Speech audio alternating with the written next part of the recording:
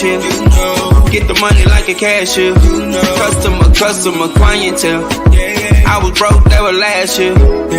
Getting money like cashier. Get the money like a cashier. Benjamin, nothing less. I was broke, that was last year. Don't change 'em. I never switched up. Been down since day one. Stay social. People change them. Hey everybody, welcome to another episode of Dope Black Thoughts Live. So this is a special episode for me. Got my partner with me. My name's Kevin Cox. My name is Revcox. I don't know if y'all can hear it. This is Ranye, my wife, and we have a special guest with us right now under this cover.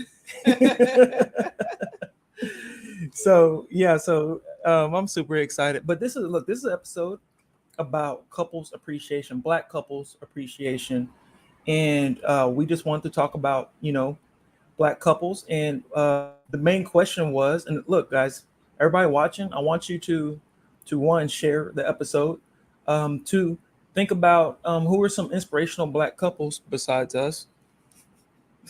But think about some inspirational Black couples that you would like to discuss, talk about.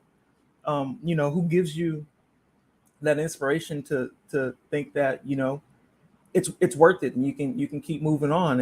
And sometimes we see those older folks like at the sometimes we see those older folks at the diner, 6 a.m. at like IHOP or Denny's, and it's they're like 30 years into their marriage, want to pick their brains and talk to them about it. I wish we could have got some people on the episode, but let's discuss some of that. So I mean, obviously there's tons of people that we want to talk about, but did anybody come to your mind? Denzel and his wife, that long-lasting relationship. I just think it's great that they're always together. I like seeing them at games and stuff like that, and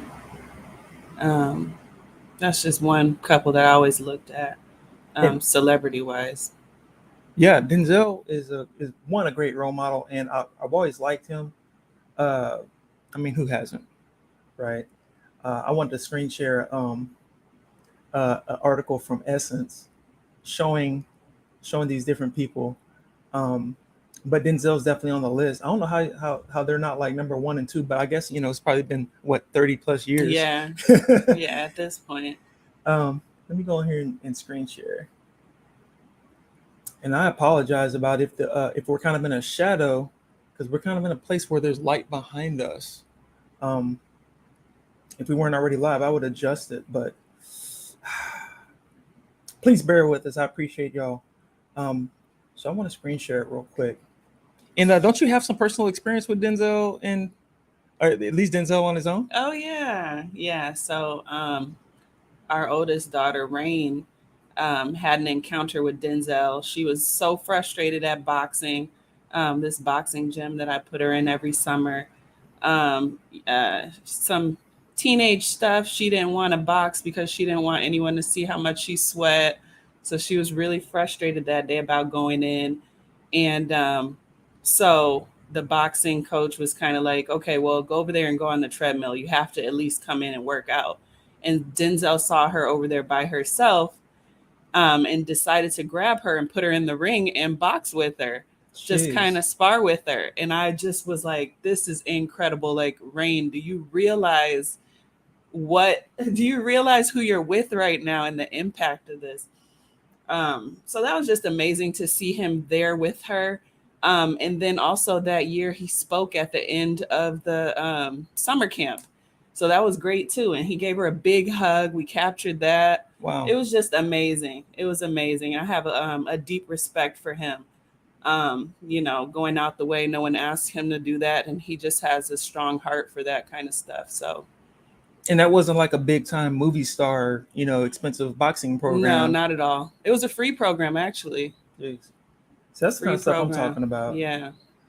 And I think, being the type of people that stick in, longer relationships, and everyone goes through their things, but people like these, like Denzel and his wife, you're going to be able to catch them in moments like that, where they obviously are, willing to reach out and help regular people.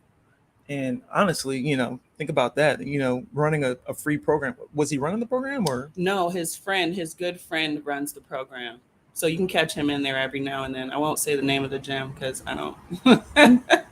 I mean, they like to keep things exclusive and, Oh, really? his privacy and stuff like that. So, Okay.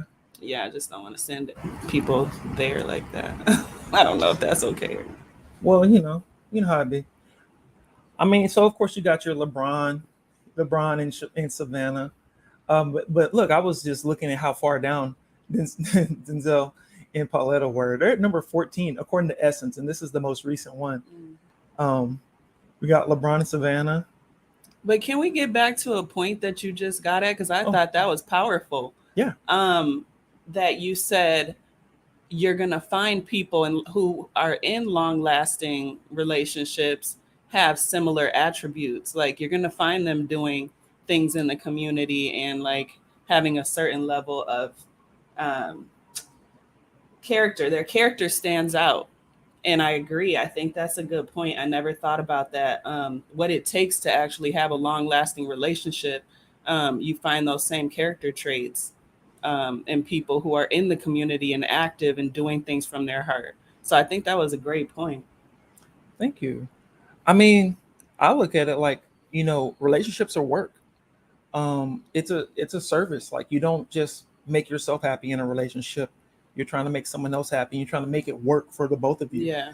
And being selfish doesn't really work in that situation, no matter how much the other person may give. And like luckily me and you were both like givers, but we've had our own little situations where you kind of feel like you're with someone that's taking more than giving, and you'll stick it out because you're thinking like, well, maybe if I give a little more. Right. And it's part of your mindset, but it doesn't translate to other people as well.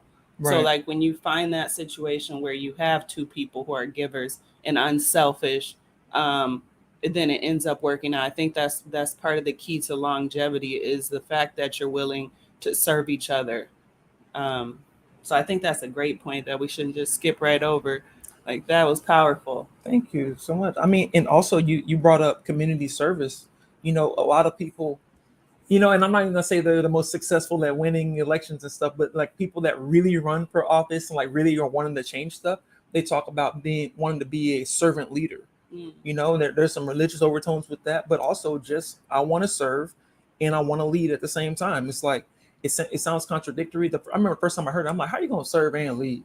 But when you really think about it, like a shepherd, to get extra religious with a shepherd, takes the flock and literally will sometimes pick a sheep up and put them back over the fence if the sheep got on the other side of the fence, or will, save them from a wolf and whatnot. And I saw a funny meme.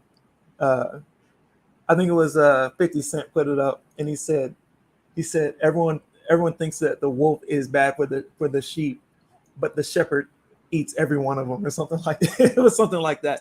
But shepherds actually save those sheep over and over again and care for them and keep them healthy and whatnot before whatever happens. Yeah, I would say that the best leaders provide service to the people that they lead. There you go. I agree. It definitely felt like a lot of that on the school board. It felt like we led sometimes, but 9 times out of 10, we really just listened to the community. We didn't really spend as much time, pushing things, pushing an agenda. Really, it was engagement. As however successful it may have been, it was always hard, but it's always like, let me get as many ideas as possible because I can't make this decision on my own. Us 7 together can't make this decision. Superintendent, we pay him a ton of money. He's got a whole team behind him, and they can't come up with the ideas. What do you think? So just teamwork and all that, and just facilitating that means you're by definition going to be a servant. Yeah. So that's kind of, that's kind of my thought process on it. And a lot of those people in those positions, they're going to be in long-term relationships. It's going to be hard to find. It kind of sucks that, when people are trying to get into some of these high positions, they're like, wait a minute, are you just a single guy, or are you're not married, or what? Like, I hate to see that judgment, but at the same time, it speaks to something, right? I mean, but then I truly believe that your season of being single is the preparation part. Your job as a single person is to if that's your goal. Let's just say that, because everyone doesn't have to be in a relationship, right? But if that is your goal, there is a season of singleness that you should be in, preparing yourself to be selfless, to become one with someone else. So that's just part of it. The preparation part, because when do you prepare? When you're married? No, you should be preparing before you get married to be in the season of sharing your life with someone else. I agree. And sometimes weathering that season is harder. It's harder during that moment than when you look back, you're like, man, it wasn't even all that bad. But sometimes it's like, wow, it was so much worse than I even realized it. And I was just being a trooper, or I got used to kind of that frog in the boiling pot analogy. Like, I never realized how hot the water got until I got out, and I realized, like, man, I was boiling in there. And looking back on some of the stuff you went through in the past. Yeah. And you know what? A member of the DBT team had asked me a question. What is the biggest challenge as a newlywed with a blended family? And what advice would you give to other blended families? And I mean, look, I run my mouth a lot, right? Right? I run my mouth. This is the part where I close my lips. But I feel like I run my mouth. I feel like I get a little long-winded, and I've heard that I may be a little verbose, but I don't feel like I'm really in the position to give other people advice. I just talk about what works for me. What worked for me is realizing who I am and what things for me were wants versus what were needs. Because sometimes I thought I just wanted something, and it turned out that I needed it. It sometimes it felt like I was nagging, but I was really, really speaking my truth. And it wasn't just a passing complaint. Because in one of the articles that I'll pull up later, it said that men and women in long-term relationships, we process the struggles, the dynamic of it differently. And we get our satisfaction more out of just as much as work as the actual relationship itself. Not with my jobs, but there's something to say about a job well done. At the end of the day, you feel somewhat satisfied. And if people don't put that same work ethic into their relationship, which a lot of guys, we want to come home, we want to grab a beer, we want to turn on the game, and we trying to have our 30 minutes, right? You know how that 30 minutes goes. And 3 hours later, it's bedtime. Kids done went to sleep. Wife is already tired. She on the phone. She Facebooking or whatever. And it is what it is. And you blink and it's been 5 years. Yeah.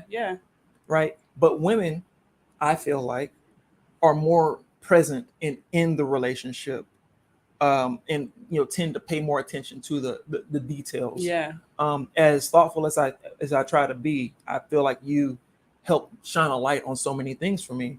You're like, you forgot to lock the front door, but also like, how are you feeling? How's your back doing? I don't come home and complain about my back, but she'll ask, how is my back? Just little things that don't have to happen. I feel like you come to the forefront with those things as opposed to being reminded, and then we have to talk about it.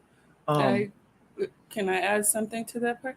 I think that's a great question. That's a question that needs to be addressed more often, because more often we have these blended families. So I think that the main thing is going back to being unselfish. There's a lot of being intentional with what you say and do. For example, Kevin he doesn't realize how powerful he is and how much of an active part of this family he is, I think. But like today, I'm here with the baby. One of my daughters had a performance and I wanted to be there. And she hasn't had a performance in 2 years. Kevin was able to go to that performance and not FaceTime, but WhatsApp, and take some video on that. Like that means so much to me. And it's just a matter of maybe not even knowing how important it is to someone to do that. He might not have even known how powerful that was. But just the fact of, okay, let's do it. Okay, I'll do it. I don't, and then turning around and going to the oldest 18-year-old's open house at school. It's like this is a man who doesn't really say, oh, I don't want to, he doesn't let really his feelings get involved. It's like, what do we need to do? What's the goal as a family? And he just does it. And I feel like I do that same thing. It's like, okay, we need to get the boys. Oh, You're you at work. definitely do that. Let's do it. Like, you have to have an attitude that comes, it's a team effort. It's always a team effort. Once you start taking each other apart and doing things for yourself, then that's where the failure comes. So there's a lot of being intentional about, it's not my kids, it's our kids. That wording alone is very powerful. Realizing that, hey, they're used to being in the bedroom. Like, I've been single for a while, and my kids are used to just coming in the bedroom, hey mom, and hanging on me. and next thing you know, there's 3 kids in the bedroom on the bed, and he's like, okay, this is happening. Like, I feel like going along, that's not the best use of words, but kind of flowing. Yes. Flowing with situations, as opposed to kind of feeling some type of way every time something happens. Like, a lot of times we don't use our emotions effectively. Everyone has emotions, but they should be producing some kind of outcome that is effective in your life, right? Like, for example, you can't just be angry and storm, right? You should be angry and take action, and whether that's political or whatever. Like, your anger should drive something. Your sadness should drive some kind of outcome that's beneficial. So my point is, like, when you just grab emotions, a lot of times those emotions don't even come from the current relationship that you're in. That's number one. Number two, have a plan with those emotions. Don't just come and spew out and just, you have to have some kind of intention behind your relationship. And I think that's what works for us, is just, we knew what we were signing up for. We said what we were signing up for, and we did the job. We're doing the job, and we're kind of perfecting it as we go. And that's the beauty of it, is there's a commitment first. There was always the commitment first. So we committed to each other. We committed to our children. We committed to having generational wealth and building something. So we build together. I build with DBT. He builds with Rain Lifestyle, and it just works out because we're team players and we're givers. And when that selfishness creeps up, that's when we have an issue and we have to hash it out, and that's okay.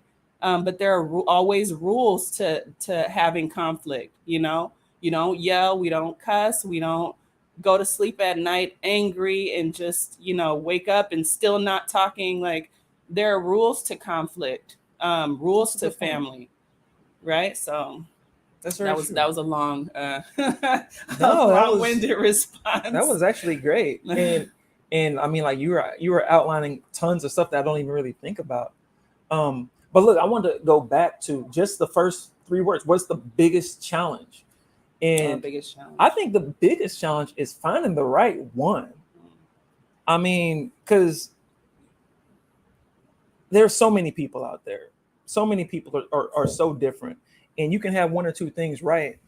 And I don't want to say settle, but just go ahead and move that, keep moving down that road, because you don't want to be alone. I think a lot of people have experienced fear of being alone. I've definitely experienced that. And also then, like, the right one comes across you, and then it's like, is it even real? Could it even be true? Yeah. I've literally had people, like, when I was campaigning for school board, when I said things to people, they were like, but how much do they pay you? And I hadn't looked it up, right? And I was like, I don't know. And I looked it up, and it's unpaid. And I was like, oh, I just wanted to do the thing. And then I found out that you don't get paid, and I don't care, because it wasn't about money. But that's because I want to give. So I know how that person probably will feel if someone comes to them and says, wow, I love you. I want to do everything it takes to make sure you're happy and taken care of, and blah, blah, blah. they probably be like, all right, well, what's in it for you? Yeah. You know, well, what are you going to be wanting from me? It's like, all I want you to do is be you. Mm-hmm. Like, you're wonderful. That's trauma. Yeah. Really is trauma. That's trauma. That's, you know, and look, trauma is a huge thing. So I think that's probably the biggest, you know, I think you kind of said that at first, you know, dealing with previous trauma. So I think previous trauma will probably be a good answer for the biggest challenge for blending a family, because you know what? You have wonderful kids. We have wonderful kids. Yeah, we do. When our kids spend time, it goes smooth. Yeah. So our family, but our relationship goes pretty smooth too. I feel like if you model, with kids know that they're safe because you show them that they're safe, and we just blend well because we did the work. We've been through it. We did the work, and as long as they see that, okay, how's it going with them? It may take them a while, but they're like, okay, I'm building this trust, and you seem to be okay. You know, until you prove them wrong, they're like, okay, cool. I think the hardest part, the biggest challenge too, is like the most obvious thing. You're not their actual parent, right? Like, let's keep it real. Like, you're not my father. You're not my mother, right? So it's like, well, discipline. Then what do you do with discipline, right? And that's always a challenge too. Like, how do you deal with? And I think for that one, you just let the parent take the lead and support each other with it until it gets to a point where you're both gaining that level, that rapport, that level of trust, where you both can jump into any situation and they trust that you're coming from a place of love. That's the main thing. Is like, are you coming from a place of love, or you're just having an attitude and wanting to tell me what to do or whatever the situation is? So building a rapport is a big deal with that, and discipline is a challenge, I think. But yeah, discipline can be, you know, and I've been a large, imposing figure for a long time, just being a just tall and you know, kind of heavy. I don't know, whatever. I'm just a big person, and so I've always kind of had to think about, you know, trying to not intimidate people physically, and sometimes I come off as meek or whatever. I don't know, but I have to try to really, really tone things down when you're dealing with children. You know, I'm towering over especially them. girls. Oh yeah, girls. Oh my Lord. I mean, and so like, girls. I speak bluntly. That's one thing I do, especially when I'm with my kids. Like my boys, I speak bluntly with them. And I remember, I think I told somebody to move. I think I just said move, and I think I nudged them. I did this. I'm like, move, and I did the thing that I was trying to do, and it was taken bad, and I didn't even think twice. I mean, if it was my sons, I probably would have pushed them. I probably would like halfway punch them in the rib, like, watch out, you know, or mush them in the face or something like that. But, you know, there's certain things that we don't think about just because we're different. And just trying to make those little calculations and stuff like that. But other than that, it's really natural, really free flowing, because they sense the love. Yeah. So that's a beauty part of it. And I gotta notice that I may have accidentally said an adult word, and I didn't even notice it if I said something. I don't know what I said, but you know, my bad, y'all. I know this is especially a family show, so we're trying to keep it together. All right, so let's look at another question. Do you have any advice to new parents and blended families on how to find time for yourselves? Ooh. Advice to new parents and blended families on how to find time. I actually was just bringing this up about us going to a marriage retreat and thinking like, oh, what if we found a marriage retreat that had babysitting? Mm-hmm. So I think you just really have to get creative with it. Number one, spending time doesn't have to equal spending a lot of money too. I like that I'm able to say, okay, this is what time I want the kids to go to bed because I now am married, and this is our time, and the kids respect that, and it's a part of life too. This is the time that I have with my husband, and this is the time that I'm with you guys. And once I close that door, if it's not serious, this is my time with my husband, you know? So it's kind of like setting boundaries creates time for you guys to spend alone. Mm-hmm. Also, like going on vacations with babysitters. for example, like going on a cruise or something like that, that's a little more pricey example. Or like taking the kids to the park and then you bring stuff for a picnic. They'll be playing at the park and you just sit down and on the grass and have a picnic and talk. Yep. They're for sure not going to bother you at the park. No, they're not. Or take them to the beach, get them a shovel, and you have the same thing, a picnic. You guys go for a walk, rent bikes, and we can do the tandem bike or whatever they call it. And then You trying to do a tandem bike? I'm just saying, like, little things count. Little things count. I'm trying to think of like low cost ways to do it because everybody doesn't have $1 million to hire a babysitter for days and fly out of the country and stuff like that, or like if you have a newborn, like you're not going to be able to do all of that stuff. So I say get creative with it. They have now little ways that you can have, they have companies that will come in your house and set up a little picnic area on the floor, which you can do yourself, like Pinterest, YouTube University, but make like a little picnic on the floor and take an hour or two. You guys watch a movie for an hour. This is our time. We're going to have, a little picnic in the living room. That's it. Once you set boundaries and show them that this is important to you, then they have no choice but to respect it. Yeah, that's true. That's true. And hey, if you got it, go ahead and hop in that G6 and go to Dubai or whatever. But I mean, for us and our personal economy, we're going to hit up that park or hit that beach, live by the beach. It helps. But yeah, just nature outside, kids love outside. Go outside and let the kids do kid stuff. And then we just hang out and just be close to each other. Yeah. Or right before you go to bed. That time is important too. Unplug from the phone, unplug from different things. Yeah. When you go to bed, an hour before bed, like we used to have so many different little conversations and just saying thank you to each other for just being so important. That time is important too. Every minute, don't discount 5 minutes. Do not discount 15 minutes. Taking a shower together, stuff like that. It's important. Yep. That's your time too. I agree. What advice can you give to new parents who also have an age gap between children and feel like they are starting all over? Oh yeah, that's definitely us. I mean, yeah, because we got the oldest is 18, graduating. Yeah. Before that, the youngest was 9. Mm-hmm. So now we have literally a nursing baby. Yeah. And yeah, we're the definition of starting over. Look, here's my thing. Appreciate life. I just keep thinking, I got it. I just keep thinking about like legacy. That's one thing we've been talking about is legacy, leaving something behind, leaving these names behind, leaving generational wealth behind. We keep on talking about generational wealth in the Black community.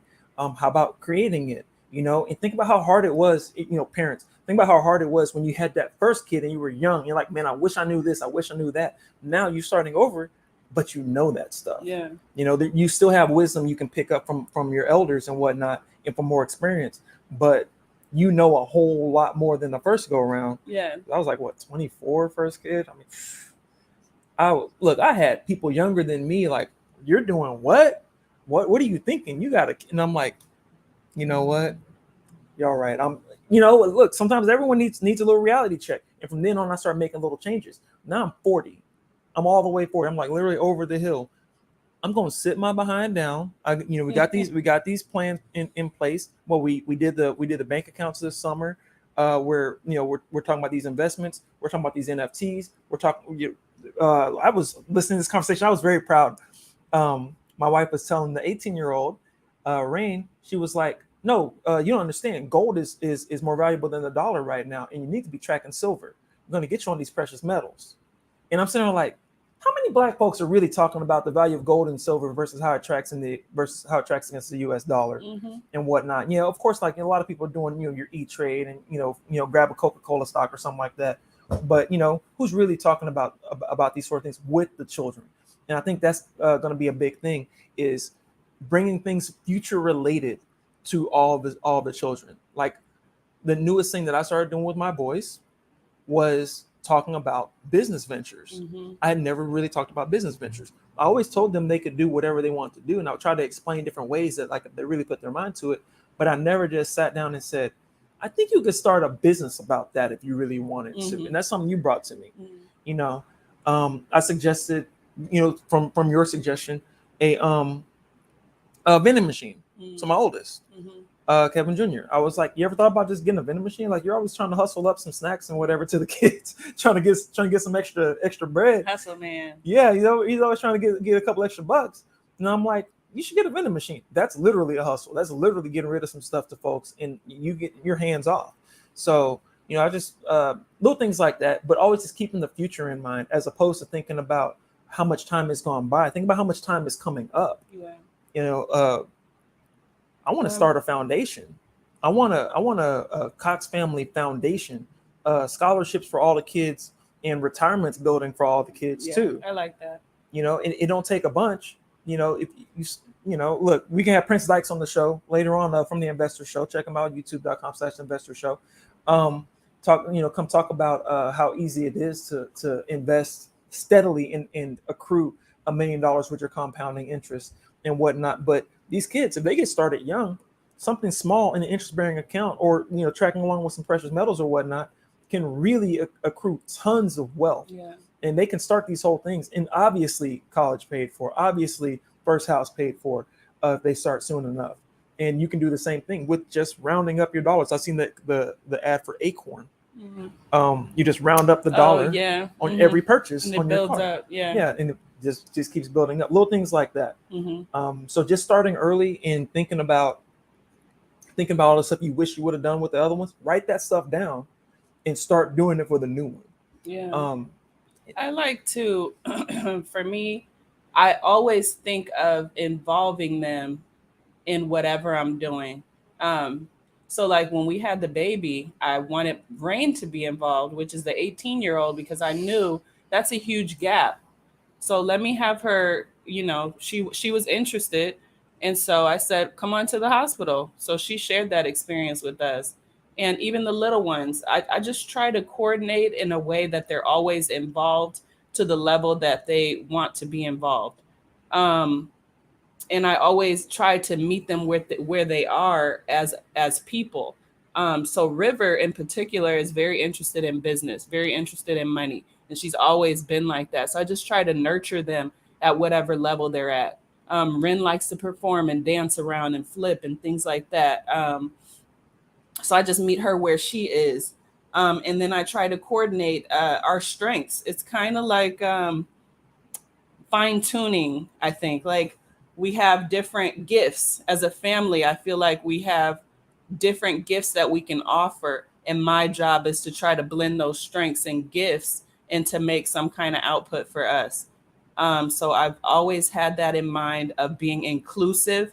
And so that's why it's so easy for me to say, okay, the boys are coming, let's do it. And how can I be an asset to them? What do they need? What do they need from me? How can I coordinate everything? Try to be that glue that holds everything together. Yeah, definitely that. And we have to turn around and return that same energy, while you're dealing with, feeling like you're in a train wreck from pushing out this big old baby. By the way, send all your cigars and your vintage single malt scotches to my personal home because we have a baby, Revcox. And the reason why we may look a little bit whatever is because we were in the hospital for several days. Yes. He came a little early because he was getting a little too big. So he came 9 pounds. Revcox, 9 pounds, 4 ounces, 23 inches long. Half of it was head. I mean, proportion wise, it was. Oh my God. Well, he got out of there though. He got out. Packed his bags. Came on out, and he's a hungry boy too. So, hey, look, this is all part of it. So I told him, like, look, we signed up, and that was another thing. Like, we're givers. See, right on cue. I think I'm getting loud. It's okay. It's okay. It's because I'm loud, huh? No, he's hot, probably. Okay, you can give him a break if you want to. No, he's cool. Okay. Well, I mean, I think a lot of it, we're givers and whatnot, and we scheduled to be hosting this episode before they moved up our due date. And we just said, look, we signed up for it. I asked her because I wasn't even gonna say, babe, well, don't forget we have. And I was like, babe, how are you feeling? Do you feel like you're gonna be able to host? We signed up for it or whatever, and she was like, yeah, why not? Yeah.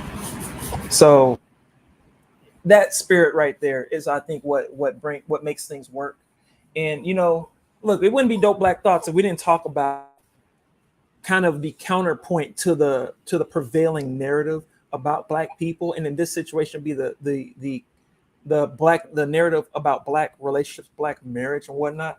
And it wouldn't be white supremacy if there weren't a whole bunch of myths about Black relationships. And I had an interesting article. I want to share that with you guys. You ain't picked that up? Okay. Let me share this. You eating or what? About to be. Bear with me 1 second. Boom.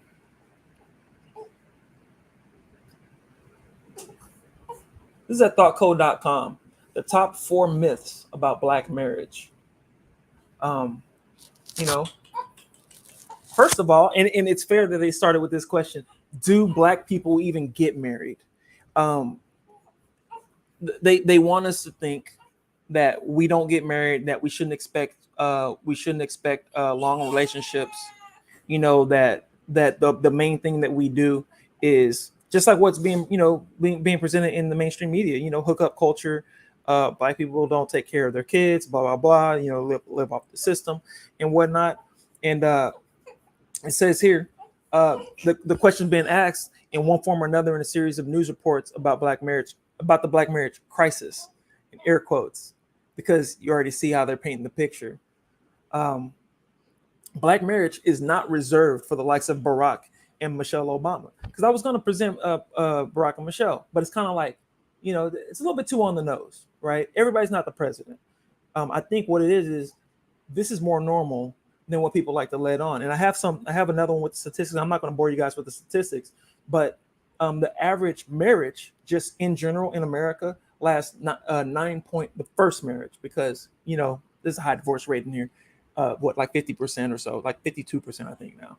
I think it's more likely to get divorced than to stay married. But your average first marriage in America lasts 9.4 years, and the average Black marriage lasts 9.2 years. So that's very little deviation from the mean of length of first marriages in the Black community. There's a slight overrepresentation of Black people in poverty-stricken areas and receiving government benefits. But even within those, and I'll have to post some links in the description. They're in my Signal chat, but I'll post some links in the on here, showing you what I'm talking about. But they want us to think that we don't get married. If we're poor, we don't get married, and it's because we don't care about long-term relationships. What it really comes down to is the dynamic between us stays the same. Sometimes our marriage numbers may be less representative than that, but we stick together. Yeah. It kind of makes me call back to one of our first shows. There was a myth about Black fathers that we don't spend time with our kids, when actually the numbers show that Black fathers actually spend more time personally one-on-one with their children than their white counterpart. They may not be traditionally married. We also know about the prison industrial complex and the over-policing of the Black community, over-sentencing and whatnot, and the targeting of the Black community and the systemic attempted breakup of the Black family. So when you put all that together, and we're still spending more time than our white counterpart, that really has to tell you that these myths are completely bunk.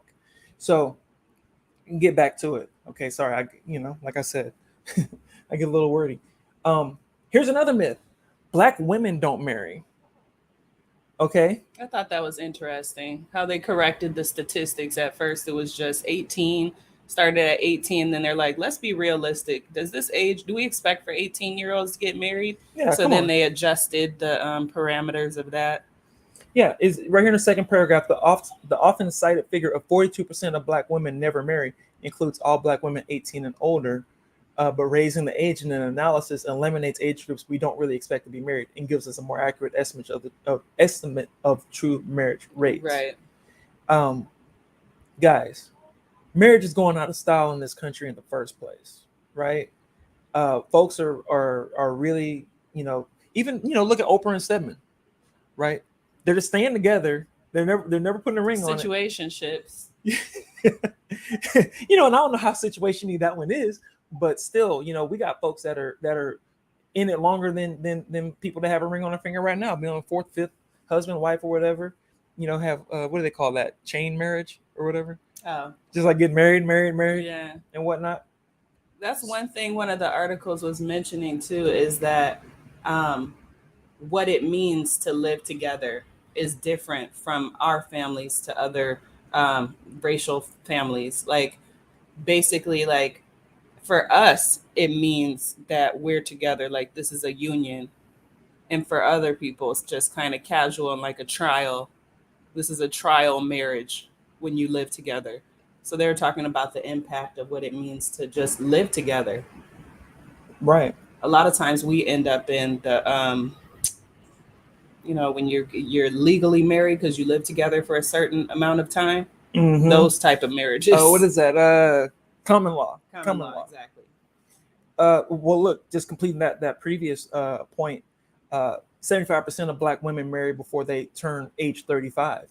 After examining census data from 2005 to 2009. So if you heard Black women don't get married, and then you find out 3 out of 4 of them do, it kind of, there's a lot of BS out there, y'all. Here's another one. Educated Black women have it harder. And look, I'm not going to say that educated Black women don't have it hard.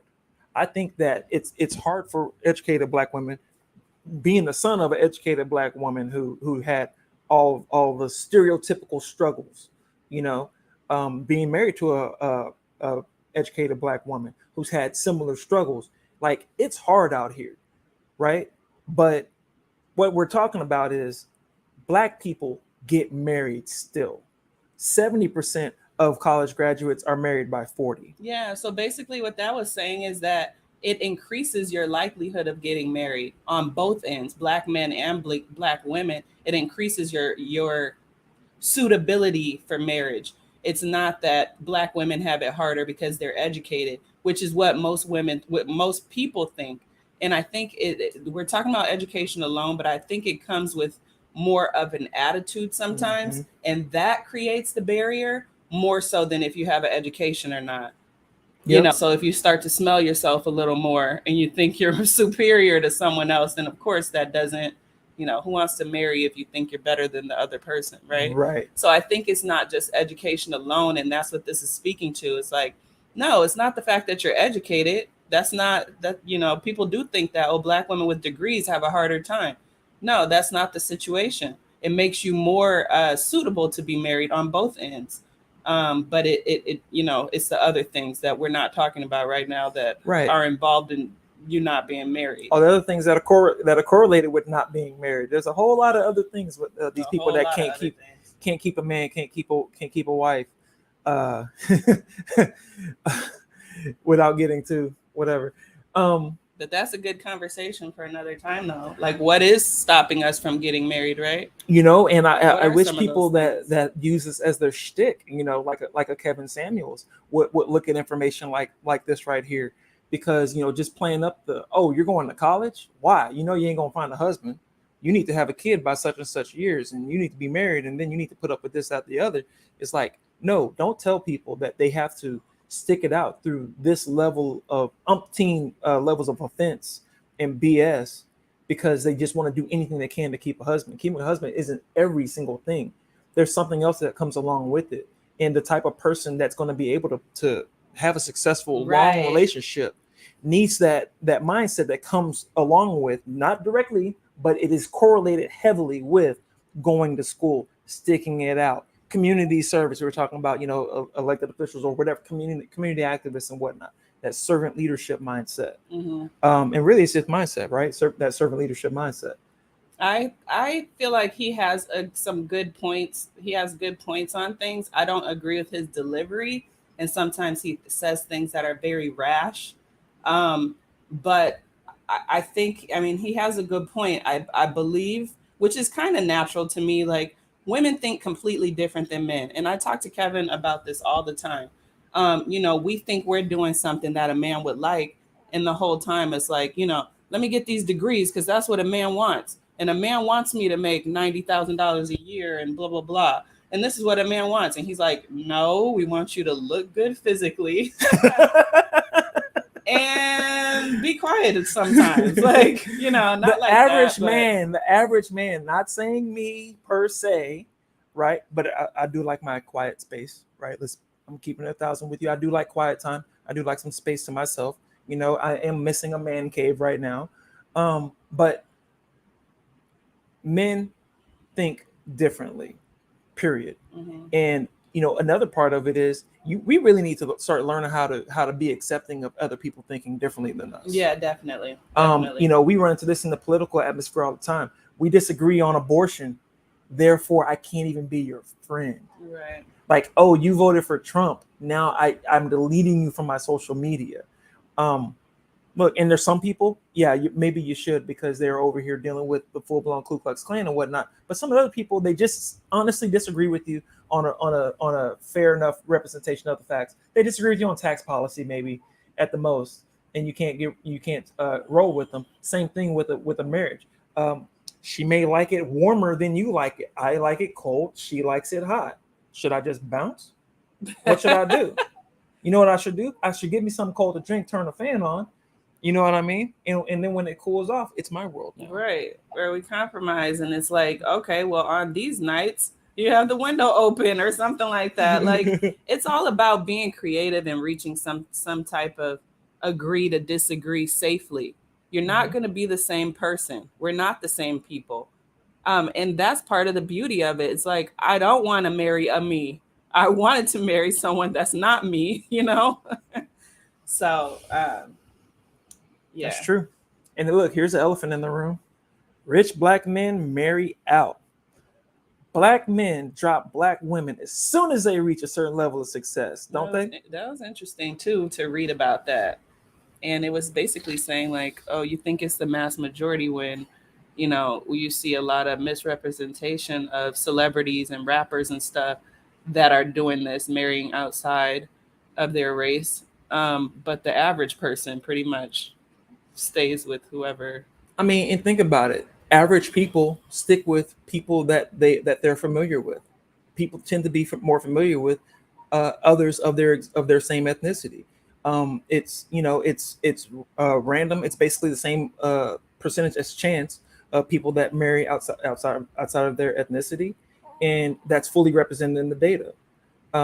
It doesn't really change that much. And look, they're saying $100,000 annually here as a metric for being rich, but still, go to outside of Houston, Texas, where I grew up. Right now, if you made $100,000, you're rich in the hood. You're hood rich, and you're probably not going to go grab up the first other ethnicity that you can find as soon as you make it. You're still going to be having this certain vernacular. You're still going to have this certain swagger about you. But I'll say this though: once you hit a level, that's when they start coming for you. Am I right? Yeah, yes. It's almost like poachers. I mean, I also think that there's something to say about what kind of prize you think you're winning. Like, let's be real. If someone is presented as a prize, then that's what you're going to go for when you reach a certain level, right? When I study for however many years, this is what my reward is. This is what I'm going for, right? So I think it's the same thing with stature. Like, when you think you're at a certain level, well, now I want to drive a Porsche. So there's a lot of psychological stuff involved in this too. I don't think it's just that, oh, we just stay with our own race. It's what in your mind is that level of stature that you deserve to get this. Yeah. So I think there's more involved. Because it gets misconstrued, because love is love, right? Love is love, and it knows no color. People There's been white women trying to marry slaves, you know, and they hang a black man and they shun her, or if they find out that she's pregnant, they call it rape and they hang them and stuff like that. It wasn't about status, and I don't think those slaves were had that white woman being presented to them as a prize. What it was things happen, and we get out here in this world, and people are saying things like, you know, oh yeah, as soon as you get on, you're gonna leave. Hey, look, Kanye. I mean, when you get your tax check, what when people, let's not say we, when people get their tax check or whatever, what do? They think they belong at Gucci. They think they need to go for that level of, you know, what it is to win. That's what the question is. What is it to you when you get to that level? What do you want? What image do you think you know need to present of yourself when you reach a certain level? And I think that's the basis of this. Yeah, there's just not enough involved in this statistic for me. Yeah, because this is super duper you know, complicated and multi-layered and whatnot. So it's not just that simple, but I think a lot of it has to do with conditioning. And think about this: why would they want you to believe that? Yeah, that's a good point too. That's a good point. Black men don't earn as much as black women. Now look, I'm a truck driver by trade, and so like I've made choices sometimes because not all money's good money, right? I made choices to go and lay it all on the line and make really good money, and then sometimes I want to sit my butt down and I'm going to be able to pay my bills, right? And the expectation that's on men sometimes is that we have to be like, you know, if we don't have 100,000, then we got 80,000, you know, or whatever. And sometimes, you know, it's good for people to feel like, look, I'm in a team.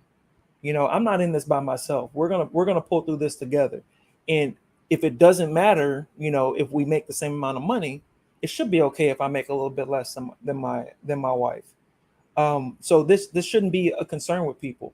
But here it was saying that that's one of the common myths, that black men don't earn as much as black women. To me, it's kind of unimportant. So, what do you think about that part? I think it definitely. I mean, I've been through different periods in my life where it's like, I don't care. I'll pay for everything. I'll pay for, like, we're going on a date.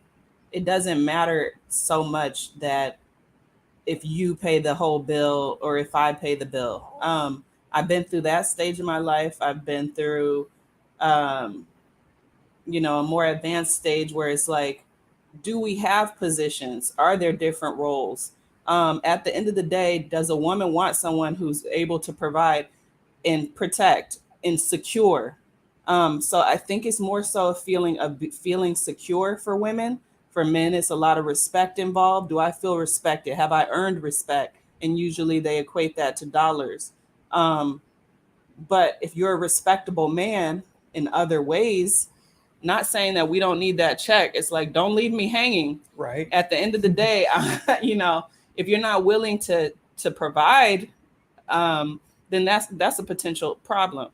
So I guess I don't have one clear answer, but security is the most important thing. Like the feeling of you won't let us drown at the end of the day.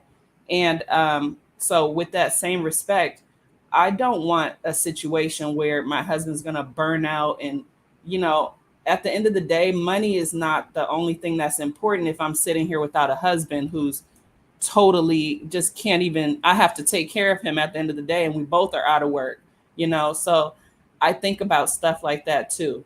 I respect Kevin a lot because at the end of the day, he's always like, well, we have a family to take care of. I can't just stop working. We have a family to take care of. So that makes me want to support him. And if he needs a break, then I respect that and he needs a break. So first comes the respect that I have for him. And then it's like the loyalty comes. And I want to make sure that we're both taking care of the family. So I don't know if that's clear or not, but I mean, you made a lot of good points. And it's not all about money. You know, when I'm with you, you just get my check because you're probably going to remember to pay the bills better than I'm going to anyway. Like things going to get cut off and we're going to have plenty of money. That's if it's up to me. If I don't set everything automatic, I'm just going to forget, and I'll just be honest about that. I forgot to get my COVID test before one of my surgeries, and I ended up almost being in a way worse situation. You know, like I don't just forget bills, I forget things important for me too. So look, money only means what it can bring for me. It only means security for you, safety for the family, providing sustenance. And now I'm thinking bigger, right? Because I'm, coming from my background, I was always thinking about day to day or week to week, month to month. And I started getting year to year, but now I'm thinking about, decades and lifetimes and generations. So now I'm thinking about that generational wealth type of situation. So I'm trying to make smarter decisions. And a big thing for me, when we're talking about advice for relationships, I think the best thing is to get advice for yourself individually. And I think the best advice that I've ever taken, well, there's two. One was goal setting. You have a big goal, break it up into small goals, and keep accomplishing those goals. But that applies literally to everything. So that was one of the hugest piece of advice I got in the 7th grade from my DARE, the policeman that taught our DARE class. So that one actually changed my life because I was not paying any attention to anything, did not know how to engage with stuff that I wanted to do, and that really helped me. 2 is get around people that are doing what you want to do. Yeah. And we keep saying it, but we don't keep doing it. Yeah. Over the last 5-6 years, I've literally started rubbing shoulders with people that impress me. Maybe not make a whole bunch of money, but like I love what they do. I love the energy that they bring to themselves, to the family, to the community. They come in, they light up the room. They come in and they do for people. They don't ask back. They could get paid all kinds of money to do this, but instead they do that. Teachers, right? Think about teachers. Be around a bunch of teachers. That's a good one.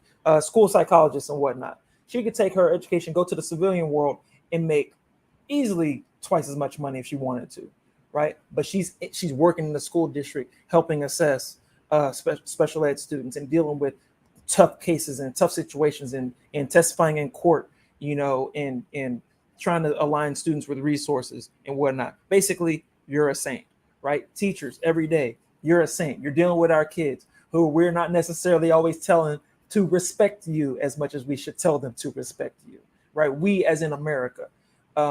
So you're dealing with some of that BS because I've been seeing some TikToks, I've been seeing some live streams of some of these kids wilding out on these teachers.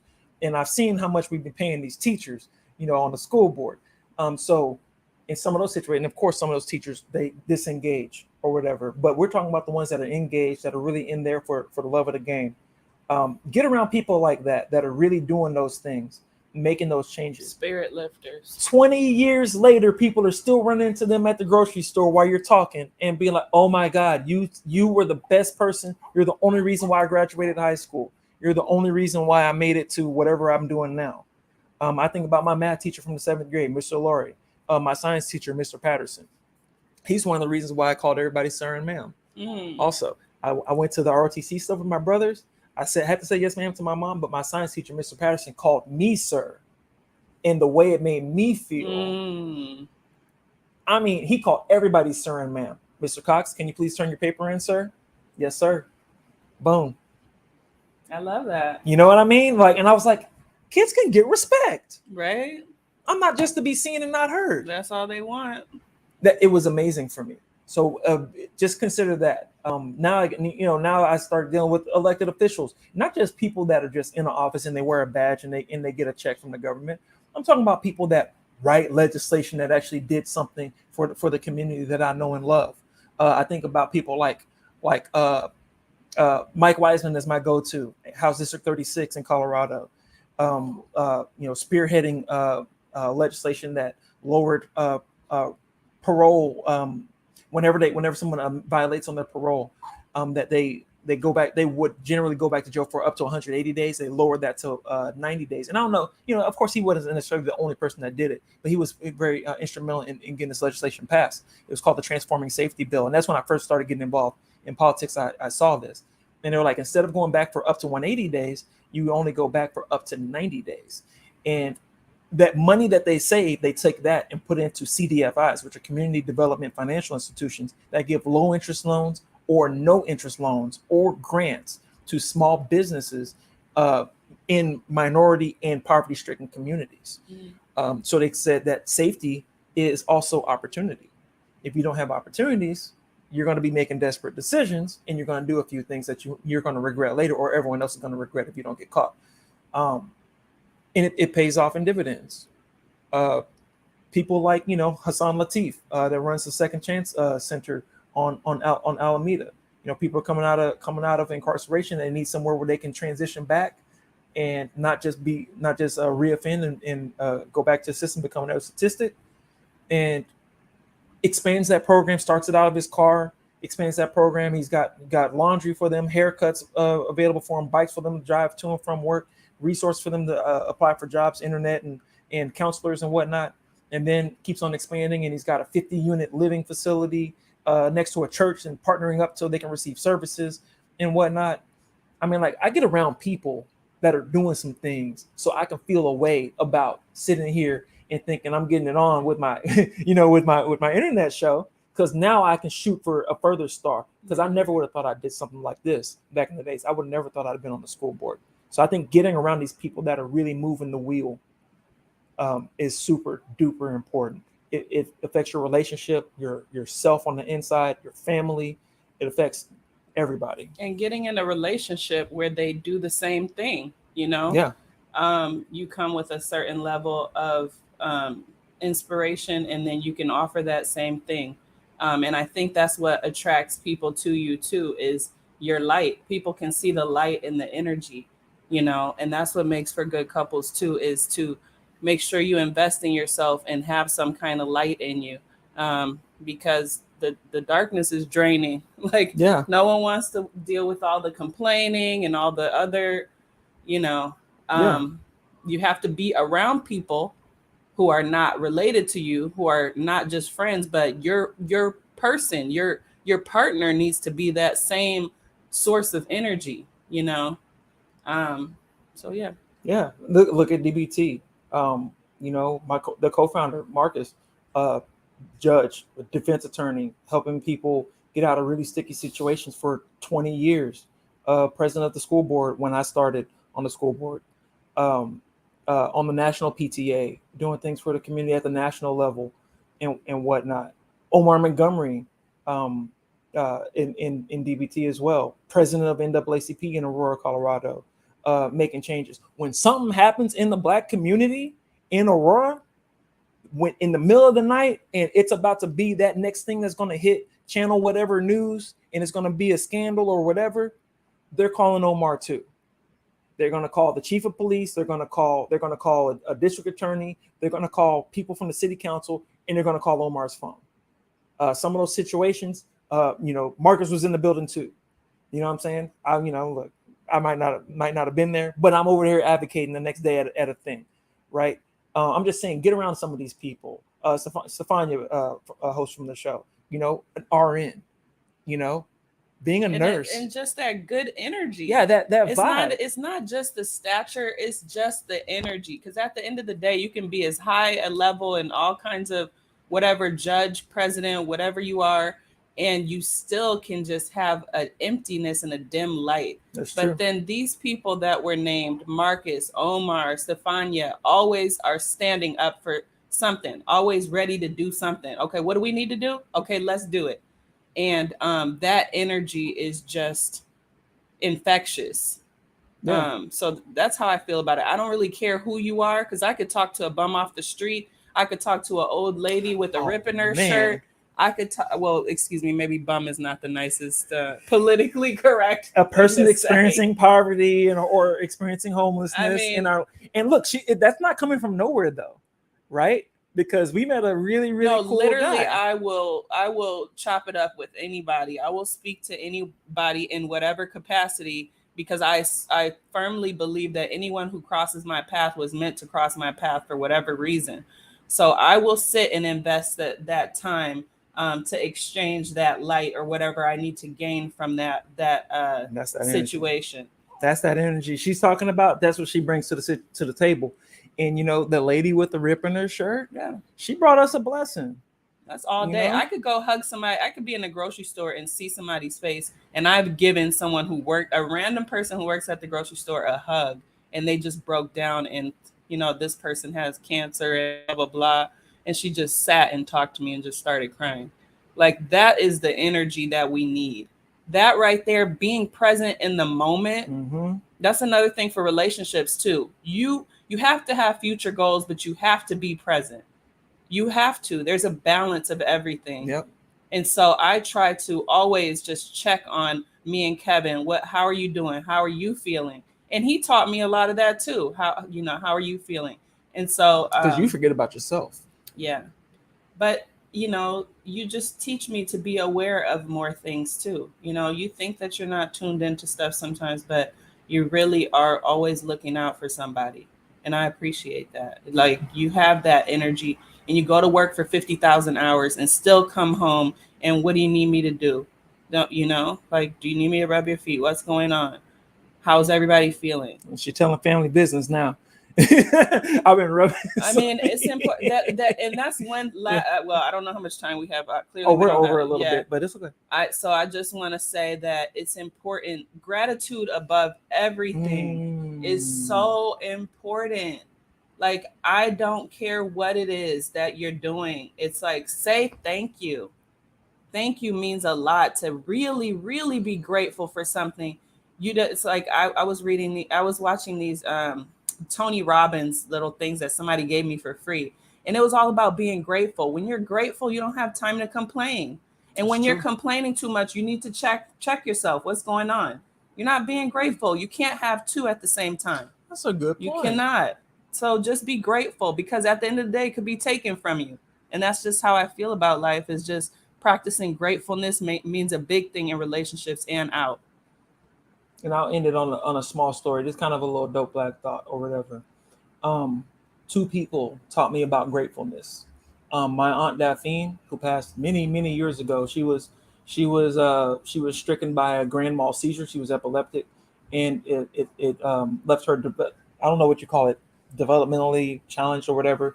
But we don't use the same terminology anymore. But she had basically the mind of, like, say, a third grader.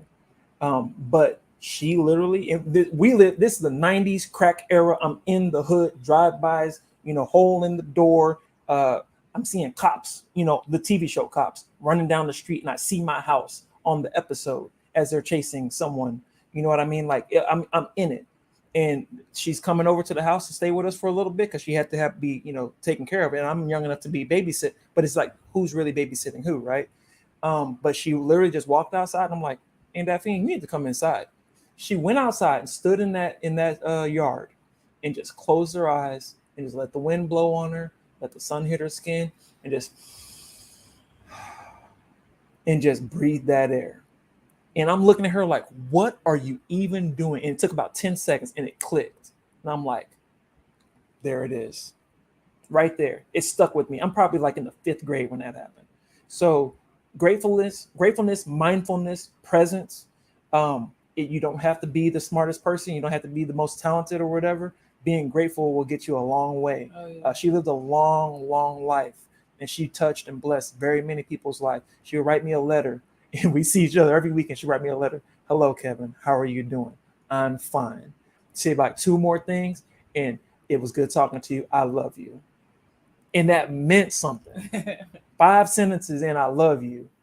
So it's these little things that make relationships last a long time and make people happy and better around you. The other one, well, that's good enough right there, because we're already over on time. But guys, look, speaking of gratefulness, I'm so grateful that you came on the episode with me, with my baby under this really fashionable cover. He's sleeping like a baby. He's well fed. He's passed out. He is no longer hungry. Thank you for inviting me. No, thank you for coming. I really appreciate that you're able to just say, "This is my family." like that makes a difference. That says something about your personality, your character. This is my family and this is business. This is my legacy. And too many people want to separate the business part of it and family. No, this is my legacy. This is what I'm doing this for. This is who I am. And meanwhile, let's make some money and leave some money to these kids. Yeah. So thank you for that. So if you're still here, I haven't been up, things for Patreon and whatnot. Look, we're a little sleep deprived, but go to patreon.com/dopeblackthoughts. Please go to our YouTube page. Check us out on Twitter at DBT Family. We're on Instagram. TikTok. We're on TikTok also. I need to put some more clips up there. But engage with us and send us your thoughts on episodes coming up. We're going to have people from real estate, people from Black Biz Colorado. We're going to have people from the political community coming on the next month. We have the next month and a half already planned out. So there'll be plenty of advertisements up coming soon, and lots more content to come. We passed our 2-year anniversary, and we're keeping it rolling. So thank you for staying with us. And DBT out. Anything for him?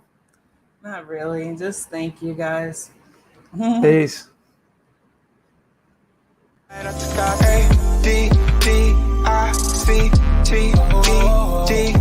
What is love? It's a drug. They rotate, get back in it. Calling me an Uber just to get back to you. Use the cash out like pay, I send it. Is it really worth the wait? I don't get it.